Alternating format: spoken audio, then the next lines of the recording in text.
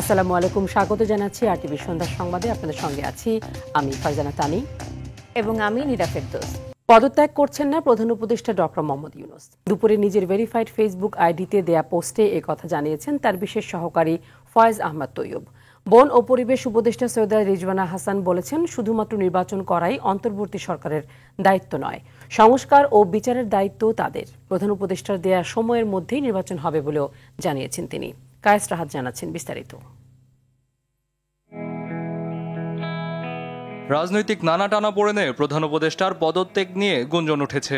এমন গুঞ্জন উড়িয়ে দিয়েছেন তার বিশেষ সহকারী ফয়েজ আহমেদ তৈয়ব। নিজের ভেরিফাইড ফেসবুক আইডিতে তিনি জানান, অন্তর্বর্তী সরকারের প্রধান উপদেষ্টা অধ্যাপক মোহাম্মদ ইউনূস পদত্যাগ করবেন না। তার ক্ষমতার প্রয়োজন নেই, কিন্তু বাংলাদেশের এবং দেশের শান্তিপূর্ণ গণতান্ত্রিক উত্তরণের জন্য অধ্যাপক ইউনূসের প্রয়োজন আছে। তার মতে রাজনৈতিক দলগুলোর সাথে সরকারের নিয়মিত ও আরও নিবিড় আলোচনায় বসতে হবে। কোনো ধরনের বিচ্ছিন্নতা কাম্য নয় জানিয়ে ফয়েজ আহমেদ তৈয়ব বলেন, সেনাবাহিনী রাজনীতিতে নাক গলাতে পারবে না। ডিসেম্বরের মধ্যে নির্বাচনের বক্তব্যে সেনাপ্রধান জুরিসডিকশনাল কারেক্টনেস রক্ষা করতে পারেননি, তবে সেনাবাহিনীকে প্রাপ্য সম্মান দেখাতে হবে, আস্থায় রাখতে হবে বলেও মত তুলে ধরেন তিনি। ইনক্লুসিভনেসের নাম করে আওয়ামী লীগের পুনর্বাসনও চাওয়া যাবে না বলে জানান ডক্টর ইউনূসের বিশেষ সহকারী ফয়েজ। সব দরকারি প্রস্তুতি শেষ করে এপ্রিল মে মাসের মধ্যেই নির্বাচন অনুষ্ঠিত হবে বলেও আশা প্রকাশ করেন তিনি। ঢাকা বিশ্ববিদ্যালয়ের সিনেট ভবনে বন ও পরিবেশ উপদেষ্টা জানান, নির্বাচনের সম্ভাব্য তারিখ ঘোষণা করলেও বাধার সম্মুখীন হচ্ছে অন্তর্বর্তী সরকার। শুধুমাত্র ইলেকশন করবার জন্য তো আমরা দায়িত্বটা নিইনি, যেটা আরো দুটো দায়িত্ব আছে। আমরা দায়িত্ব নেওয়ার পর থেকে যার যত রকম দাবি আছে সব দাবি নিয়ে তারা রাস্তায় বসে যাচ্ছে, রাস্তা আটকে দিচ্ছে, একদম ঢাকা শহর অচল হয়ে পড়ছে। এই দায়িত্বটা পালন করা তখনই আমাদের পক্ষে সম্ভব হবে যখন আমরা সকলের সহযোগিতা পাবো। তিনি একটা সময় দিয়েছেন, ডিসেম্বর থেকে জুনের মধ্যে নির্বাচন হবে। তার একদিনও এদিক সেদিক হওয়ার কোনো সুযোগ আমাদের পক্ষ থেকে নেই। সংস্কার, বিচার ও নির্বাচনের মতো কঠিন দায়িত্ব পালনে সবার সহযোগিতা চান রিজওয়ানা হাসান। কায়েস রাহাত, আরটিভি, ঢাকা। এদিকে অন্তর্বর্তী সরকার ডিসেম্বর থেকে জুনের মধ্যে ভোটের কথা বললেও ডিসেম্বরে নির্বাচনের দাবিতে অনড় বিএনপি। দলটির দাবি, সংস্কারের জন্য নির্বাচন বিলম্বের কিছু নেই। গয়েশ্বরচন্দ্র রায় বলেন, আজীবনের জন্য দরকার অন্তর্বর্তী সরকার, এমনটা মনে করা ঠিক হবে না। ভোটের অনিশ্চয়তা না কাটলে সংস্কার কোনো কাজে আসবে না বলেও মনে করেন তিনি। মাইদুর রহমান রুবেল জানাচ্ছেন বাকিটা। রাজধানী জুড়ে একের পর এক আন্দোলন আর ইস্যুর পিঠে ইস্যুতে জাতীয় নির্বাচন ইস্যু চাপা পড়ে যাচ্ছে বলে আশঙ্কা বিএনপির। বিএনপি বলছে, মানুষের ভোটের অধিকার আদায়ের জন্যই গত 17 বছর লড়াই করেছে দলটি। ডিসেম্বরের মধ্যে নির্বাচনের দাবিতে সরকারকে চাপে রাখার কৌশল হাতে নিয়েছে দলটি। অন্তর্বর্তী সরকার নির্বাচন নিয়ে টালবাহানা করছে বলে মনে করে বিএনপির শীর্ষ নেতারা। এই অন্তর্বর্তীকালীন সরকারকে ঘেরাও করতে হয়, তা হবে আমাদের জাতির জন্য একটি দুর্ভাগ্য। বিএনপি নেতারা বলছেন, মানুষের ভোটের অধিকার ফিরিয়ে আনতে কাঠখড় কম পোড়াতে হয়নি দলটিকে। নির্বাচন নিয়ে এখনো দ্বিধা দ্বন্দ্ব থাকলে পতিত স্বৈরাচারের মধ্যে পার্থক্য কোথায় জানতে চান রুহুল কবির রিজভী। ভোটাধিকার প্রয়োগের মাধ্যমে একটা নির্বাচিত সরকার কায়েম করবে, এটাই তো মানুষের চাওয়া, সেটা শেখ হাসিনা হতে দেয়নি।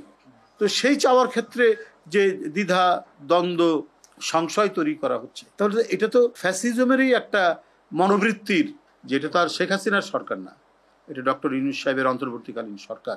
এখানে ইতিবাচক একটি ফলাফল আসবে বলে আমরা বিশ্বাস করি। আর গয়েশ্বরচন্দ্র রায় বলেন, নির্বাচন ব্যবস্থা পরিকল্পিতভাবে নষ্ট করে দিয়েছিল আওয়ামী লীগ। ভোট কেন্দ্রে যাওয়ার আগ্রহ হারানো ভোটারদের কেন্দ্রে আনার চ্যালেঞ্জ সরকারের। জনগণকে ভোট কেন্দ্র বিমুখ করছে বা জনগণের মধ্যে আতঙ্ক, ভোট দিতে পারে না, এই যে আগ্রহটা হারিয়ে ফেলছে, এইটি হলো এই সরকারের জন্য বড় চ্যালেঞ্জ। ভোটার থেকে ভোট কেন্দ্রে আনা, নির্বাচন নিয়ে সংশয়, সন্দেহ, আশঙ্কা থাকে, তো অটোমেটিক্যালি কিন্তু কোনো সংস্কারই সম্ভব হবে না। কেউ কেউ মনে করে যে আজীবনের জন্য দরকার অন্তর্বর্তীকালীন সরকার, কিন্তু সরকার করে কিনা সেটা আমাকে বুঝতে হবে। ডিসেম্বরে নির্বাচন চায় বিএনপি সহ অন্তত 47টি রাজনৈতিক দল। অন্যদিকে ডিসেম্বরে নির্বাচনের পক্ষে নয়, ভোটের মাঠে বিএনপির অন্যতম প্রতিদ্বন্দ্বী বাংলাদেশ জামায়াত ইসলামী সহ অন্তত 10টি রাজনৈতিক দল। মাইদুর রহমান রুবেল, আরটিভি, ঢাকা।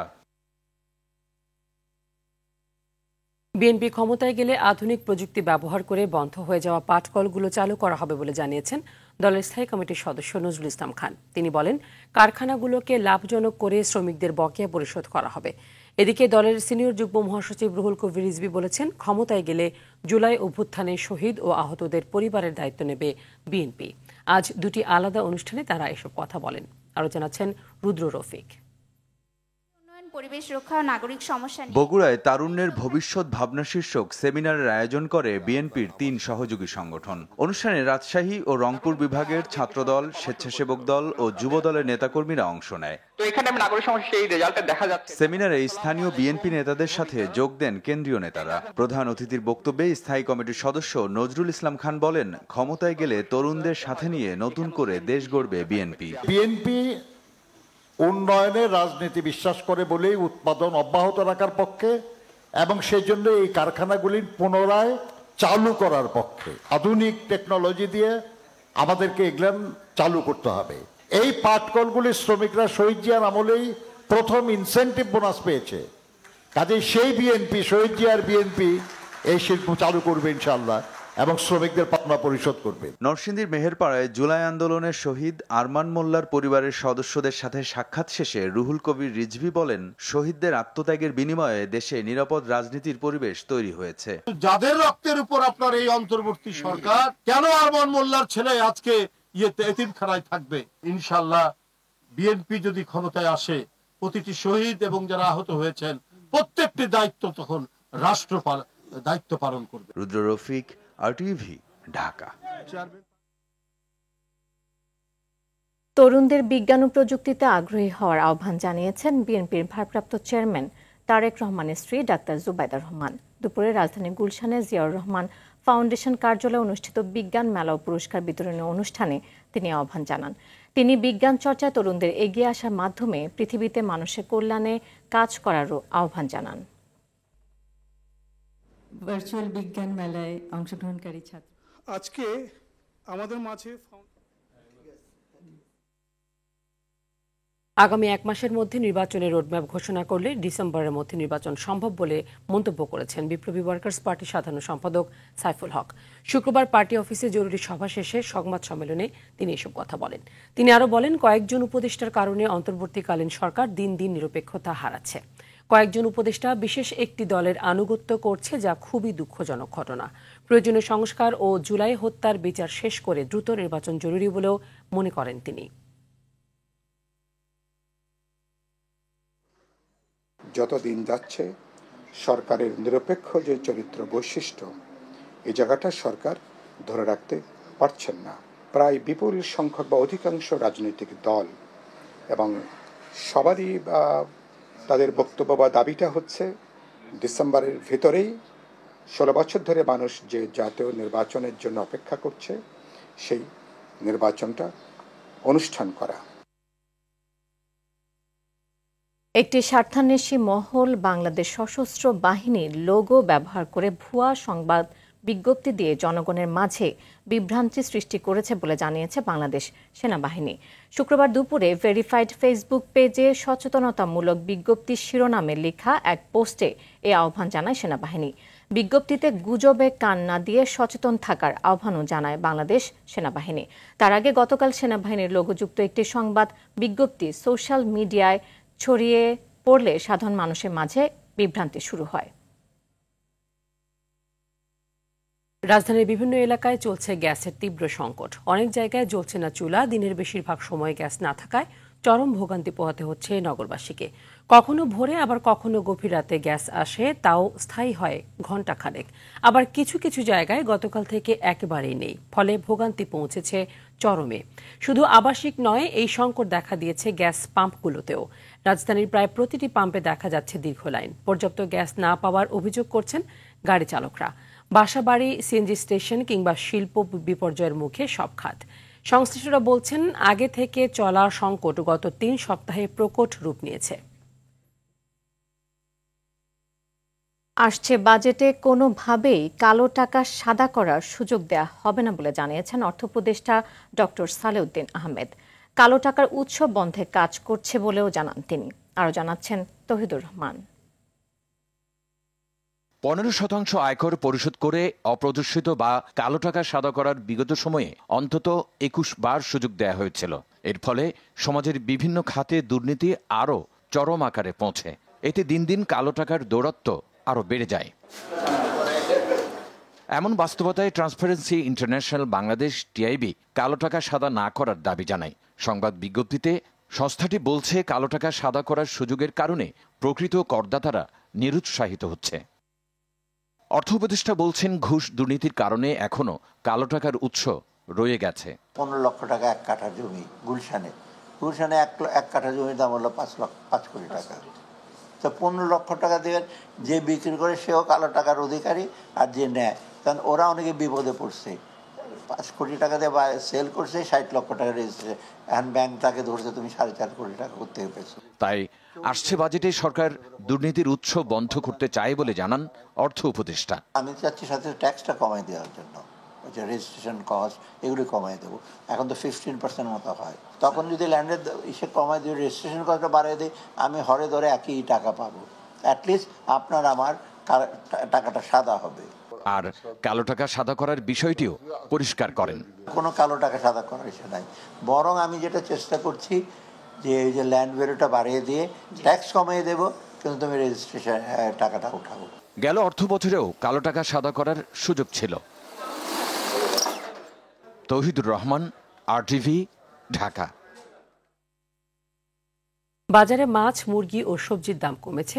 নতুন চাল আসায় কমেছে চালের দামও। তবে ব্যতিক্রম নাজিরশাইল।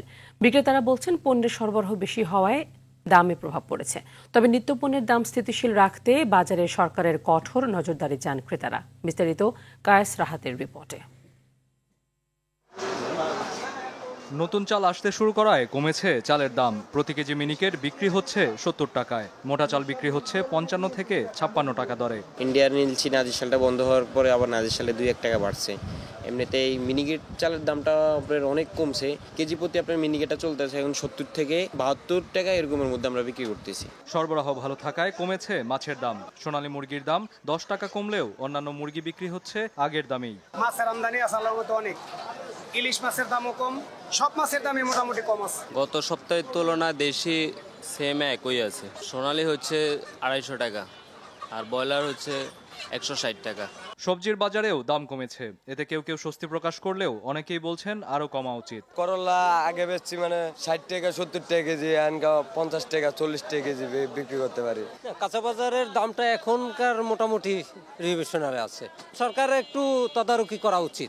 এখন তো করলা সিজন বেজ আরো রেট কম হওয়ার কথা। ক্রেতারা বলছেন, দাম কমলেও অসাধু ব্যবসায়ী ও সিন্ডিকেটের প্রভাবে তা আবারও বেড়ে যায়। তাই নিত্যপণ্যের দাম স্থিতিশীল রাখতে বাজারে সরকারের কঠোর নজরদারি চান তারা। কায়েস রাহাত, RTV, ঢাকা। 7 দফা দাবিতে তৃতীয় দিনের মতো কেন্দ্রীয় শহীদ মিনারে অবস্থান কর্মসূচি পালন করছে পল্লী বিদ্যুৎ সমিতির কর্মকর্তা কর্মচারীরা। বিদ্যুৎ সেবা চালু রেখে ঢাকায় কেন্দ্রীয় শহীদ মিনারে এই কর্মসূচিতে যোগ দিয়েছেন সমিতির কর্মকর্তা কর্মচারীরা। দর্শক, এই মুহূর্তে রাজধানীতে কেন্দ্রীয় শহীদ মিনার থেকে পল্লী বিদ্যুৎ সমিতির কর্মকর্তা কর্মচারীর তথ্য জানাতে সরাসরি যোগ দিচ্ছেন সহকর্মী ইফতেশামুল বিন গনি। ইফতেশাম, অবস্থান কর্মসূচি সম্পর্কে কি বলছে আন্দোলনকারীরা, জানাবেন আমাদের।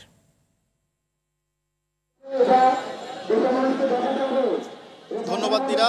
টানা তৃতীয় দিনের মতো কিন্তু অবস্থান কর্মসূচিতে রয়েছেন পল্লী বিদ্যুতের কর্মকর্তা কর্মচারীরা।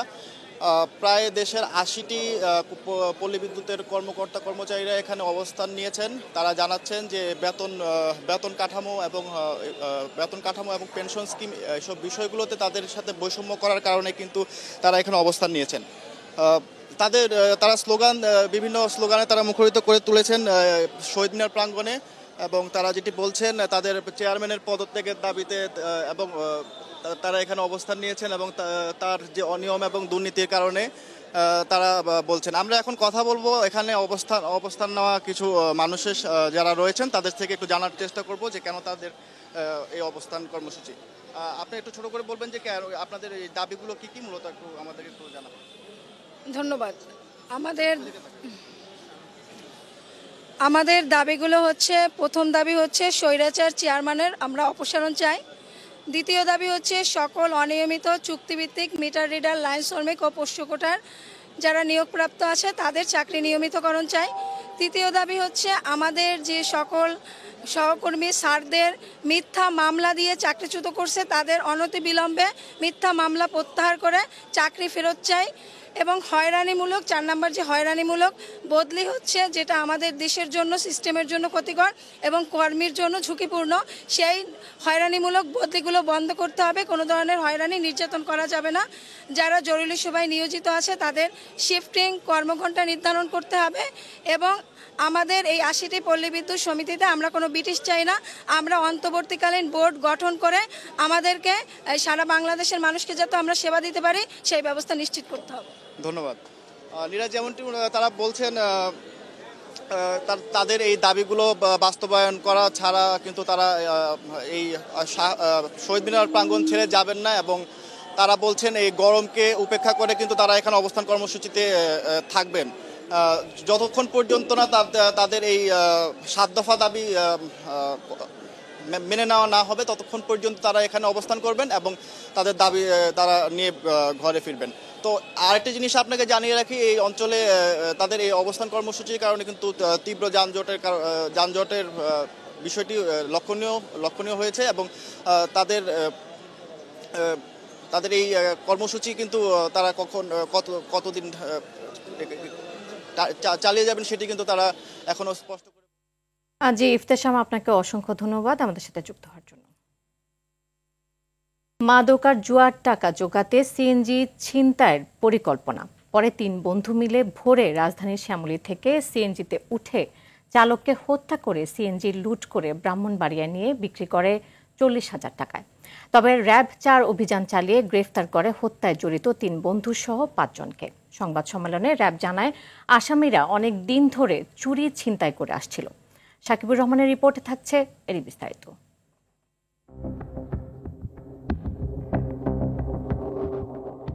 16 মে ভোর রাজধানীর মিরপুর ডিওএইচএস এর 4 নম্বর গেট সংলগ্ন এলাকায় একটি সিএনজি ঢুকতে দেখা যায়। কিছু সময় পর সিএনজিটি চলে যায়। পরদিন সেখান থেকে উদ্ধার করা হয় অজ্ঞাত একজনের মরদেহ। হত্যা রহস্যে তদন্তে নেমে র্যাব জানতে পারে সিএনজি চুরির উদ্দেশ্যে চালক বাচ্চুকে খুন করে 5 জনের একটি দল। ভারী অথবা ভোঁতা কোনো বস্তু দিয়ে মাথার উপরে আঘাত করে তার মৃত্যু ঘটানো হয় এবং ঘটনাস্থল হতে তার মোবাইল এবং সিএনজি মিসিং ছিল। বিভিন্ন স্থানে অভিযান চালায়ে এই ঘটনার সাথে সম্পৃক্ত 5 জনকে ছিনতাইকৃত যে সিএনজি সেটি সহ উদ্ধার করতে সক্ষম হয়। মাদক ও জুয়ার টাকা ম্যানেজ করতে সিএনজি চালককে খুন করা হয়েছে বলে জানায় তারা। চক্রটার ব্যাপারে আমরা 2টা জিনিস কমন পেয়েছি। একটা হচ্ছে এরা মাদকাসক্ত, গাঁজা ইয়াবা এগুলো গ্রহণ করে। দ্বিতীয় হচ্ছে যে ওরা জুয়ার সাথে সম্পৃক্ত।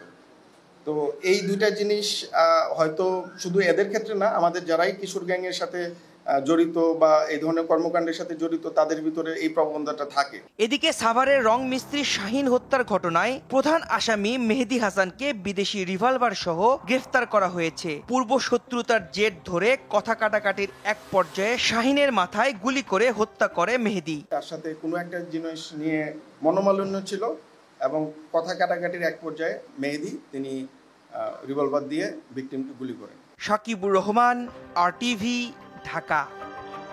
ব্রাহ্মণবাড়িয়ার নাসিরনগরে লাশবাহী অ্যাম্বুলেন্সে ডাকাতির ঘটনা ঘটেছে। এ সময় চাহিদা মতো অর্থ মালামাল না পেয়ে সশস্ত্র ডাকাতরা মরদেহের উপর হামলা চালায়। বৃহস্পতিবার রাতে উপজেলার বুড়িশ্বর ইউনিয়নের তিলপাড়া এলাকায় এই ঘটনা ঘটে। ডাকাতের হামলায় নারীসহ 9 জন আহত হয়েছে। ভুক্তভোগীরা জানান পূর্বভাগ ইউনিয়নের মকবুলপুর গ্রামের ছবদর আলী নামে ক্যান্সার আক্রান্ত ব্যক্তি ঢাকার মিরপুর আহসানিয়া হাসপাতালে চিকিৎসাধীন অবস্থায় মারা যায়। তার মৃতদেহ নিয়ে অ্যাম্বুলেন্সে ঢাকা থেকে বাড়িতে ফিরছিলেন পরিবারের সদস্যরা। লাশবাহী অ্যাম্বুলেন্সটি বুড়িশ্বর ইউনিয়নের তিলপাড়া এলাকায় পৌঁছালে ডাকাতরা সড়কে গাছ ফেলে পথ রোধ করে গাড়ি আটক করে। এরপর গাড়িতে হামলা চালিয়ে ভাঙচুর করে মরদেহের সঙ্গে থাকা স্বজনদের কাছ থেকে 9টি মোবাইল ফোন ও নগদ লাখ টাকা ছিনিয়ে নেয়। ব্রাহ্মণবাড়ির আখাউড়ায় জুমার নামাজের সময় বাড়িতে প্রবেশ করে গৃহবধূকে বেঁধে স্বর্ণালংকার লুট করে পালানোর সময় স্থানীয়দের হাতে ধরা পড়েছে 2 জন। পরে তাদেরকে আখাউড়া থানা পুলিশের কাছে হস্তান্তর করা হয়েছে। দুপুরে পৌর এলাকার নারায়ণপুরে এই ঘটনা ঘটে। নামাজের সময় বাড়িতে পুরুষ না থাকার সুযোগে পানি খাওয়ার কথা বলে ডাকাতির উদ্দেশ্যে এ কাজ করেন বলে স্বীকার করেন আটককৃত তরুণ তরুণী।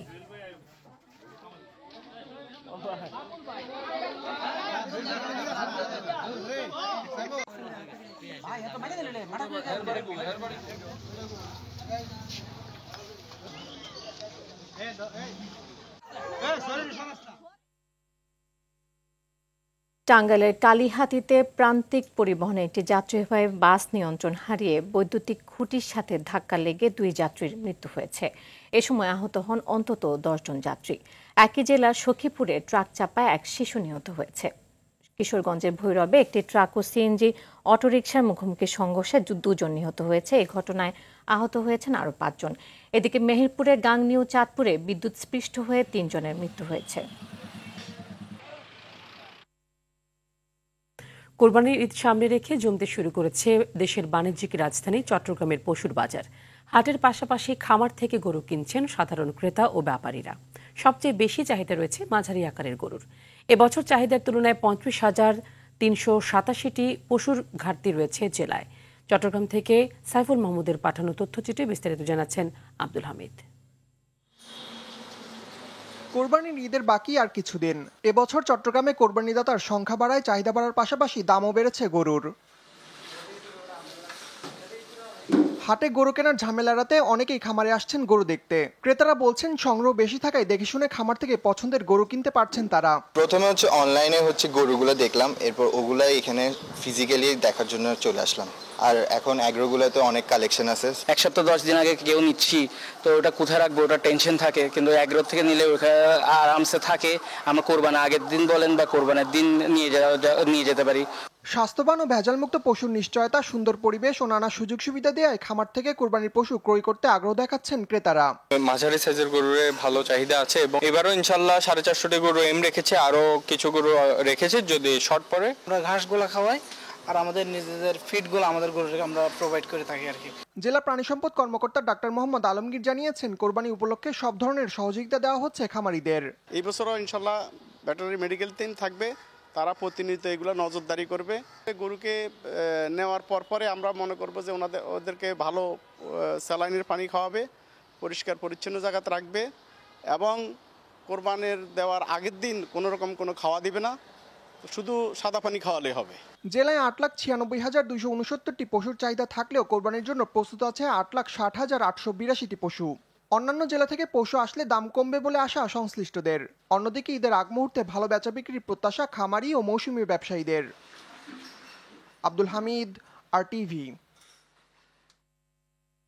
দ্বিতীয় দিনের মতন জমকালো অনুষ্ঠানের মধ্য দিয়ে আয়োজিত হচ্ছে কেবল ও ব্রডকাস্টিং খাতের সবচেয়ে বড় আয়োজন ICBC expo 2025। Cable operators association of Bangladesh কোয়াবের উদ্যোগে ঢাকা ইন্টারন্যাশনাল কনভেনশন সিটি বসুন্ধরায় আয়োজিত এই এক্সপোতে প্রথমবারের মতো সর্বাধুনিক প্রযুক্তি, স্মার্ট কেবল সলিউশন ও ব্রডকাস্টিং সেবার সমন্বয়ে গড়ে তোলা হয়েছে এক অনন্য প্ল্যাটফর্ম, যেখানে অংশ নিয়েছে দেশের স্বনামধন্য টেলিভিশন ও কেবল অপারেটর সহ শতাধিক প্রতিষ্ঠান। দেশের কেবল ও মিডিয়া শিল্পে আন্তর্জাতিক মানের প্রযুক্তি ও সেবার মান নিশ্চিত এবং ডিজিটাল বাংলাদেশ গড়ার লক্ষ্যে এ ধরনের এক্সপো গুরুত্বপূর্ণ ভূমিকা রাখবে বলে আশাবাদী আয়োজকরা। অর্থনীতি, শিক্ষা, দেশ গড়ার দীক্ষা প্রতিপাদ্যে উৎসবমুখর পরিবেশে আয়োজিত হল বাংলাদেশ ইকোনমিক্স অলিম্পিয়াড 2025। রাজধানীর রেসিডেন্সিয়াল মডেল স্কুল অ্যান্ড কলেজের অডিটোরিয়ামে অনুষ্ঠানে উপস্থিত ছিলেন অন্তর্বর্তী সরকারের অর্থ উপদেষ্টা doctor Saleh Uddin Ahmad, center for policy ডায়ালগের নির্বাহী পরিচালক ফাহমিদা খাতুন, সিটি ব্যাংকের ব্যবস্থাপনা পরিচালক মাসুর আরিফিন ও Bangladesh economics olympiad chairman doctor Hossain Zillur Rahman ও BDEOর ব্র্যান্ড অ্যাম্বাসেডর মোহাম্মদ মানসুরুল হক প্রমুখ। অনুষ্ঠানে অর্থ উপদেষ্টা বলেন, সাধারণ মানুষ বা সামাজিক পছন্দ ঠিক করাটা সহজ কাজ না। IMF এবার চাপিয়ে দিতে পারেনি, একটা সমাধানে আসা হয়েছে। অনেকে ভাবে যে অর্থনীতি public choice is very difficult. যেমন ইন্ডিভিজুয়াল প্রেফারেন্স আছে, আপনি এই চান ওই চান, বাজেটটা অনেক কিছু আপনারা চাইবেন, তাই না? কিন্তু যখন সোশ্যাল প্রেফারেন্স, সোশ্যাল চয়েস যেটা বলি, সেটা রিচ করা কিন্তু সবার যোগ ফলে সোশ্যাল চয়েস হয় না। আপনি চাইছেন চালের দাম সব কমে দেন, আপনি 10 কেজি চাল ডেইলি চান, 10 কেজি 18 কোটি টাকা গুণ করলে কত চাল লাগবে, সেইভাবে তো আমি চালের প্রোডাকশন বা চালের প্রোডাকশন করবো। তো বাংলাদেশের রেপুটেশন যদি আমরা যারা দেখেন বাংলাদেশ চলছে না, বাংলাদেশ খারাপ করছে, এরা অথর্ব লোক, ঠিক আছে বলেন আমরা ক্রিশ্চিয়ান, কিন্তু এই জিনিসগুলো কিন্তু বাইরে কিন্তু খুব ভালো ধারণা দেয় না। জাতীয় কবি কাজী নজরুল ইসলামের 126তম জন্মজয়ন্তী উপলক্ষে আলোচনা সভা ও সাংস্কৃতিক অনুষ্ঠান হয়েছে। বিকেলে রাজধানীর রায়ের বাজার হাই স্কুলে অনুষ্ঠানটির আয়োজন করেন জাতীয়তাবাদী সামাজিক সাংস্কৃতিক সংস্থা জাসাসের ধানমন্ডি থানার আহ্বায়ক শাহিনুর আবেদিন। সঞ্চালনায় ছিলেন ধানমন্ডি থানা জাসাসের সদস্য সচিব মোহাম্মদ জহির উদ্দিন গাজী। এতে বক্তব্য রাখেন বিএনপির জাতীয় নির্বাহী কমিটির সদস্য শেখ রবিউল আলম সহ স্থানীয় নেতাকর্মীরা। সানভ্যালির নামে অবৈধভাবে ভূমি দখল মালিক পক্ষকে সন্ত্রাসী বাহিনী দিয়ে আক্রমণ এবং নানাভাবে হুমকি ধামকি দেওয়ার প্রতিবাদে মানববন্ধন করেছে ক্ষতিগ্রস্ত ভূমি মালিকেরা। বাদজুমা উত্তর বাড্ডা বাজার সংলগ্ন এলাকায় সাতারকুল ভূমি মালিক সোসাইটির ব্যানারে এই কর্মসূচি পালন করা হয়। এ সময় তারা দখলকৃত জমি ফেরত, স্বদেশ প্রপার্টিজের সানভ্যালির অবৈধভাবে বালু ভরাট ও পালিত সন্ত্রাসী বাহিনী দিয়ে ভয়ভীতি দেখানো বন্ধ করা সহ 7 দফা দাবি জানান। মানববন্ধনের প্রস্তুতিকালে সাতারকুল ব্রিজ ও পরবর্তীতে উত্তর বাড্ডা বাজার এলাকায় তাদের উপর হামলা চালানোরও অভিযোগ করেন ভূমি মালিকেরা। বিদেশি শিক্ষার্থীদের আর উচ্চশিক্ষার সুযোগ থাকছে না যুক্তরাষ্ট্রের প্রভাবশালী শিক্ষা প্রতিষ্ঠান হার্ভার্ড ইউনিভার্সিটিতে। গতকাল বিশ্ববিদ্যালয়ের বিদেশি শিক্ষার্থীদের স্টুডেন্ট অ্যান্ড এক্সচেঞ্জ ভিজিটর প্রোগ্রামটি বাতিল করে ট্রাম্প প্রশাসন। ফলে কোনো আন্তর্জাতিক শিক্ষার্থীকে এখন থেকে ভর্তি করাতে পারবে না হার্ভার্ড। দেশটির হোমল্যান্ড সিকিউরিটি সেক্রেটারি ক্রিস্টি নোয়েমের অভিযোগ, একাধিকবার সরকারি অনুরোধ উপেক্ষা করে ক্যাম্পাসে হামাসের প্রতি সহানুভূতি ও ইহুদি বিদ্বেষকে প্রশ্রয় দিয়েছে বিশ্ববিদ্যালয় কর্তৃপক্ষ। এ কারণে এই সিদ্ধান্ত কার্যকর হয়েছে বলে জানান তিনি। তবে ট্রাম্প প্রশাসনের এই অভিযোগ রাজনৈতিক উদ্দেশ্য প্রণোদিত বলে দাবি করেছে হার্ভার্ড। দক্ষিণ আফ্রিকার জোহান্সবার্গে স্বর্ণখনি ধসে প্রায় 289 জন শ্রমিক আটকা পড়েছে।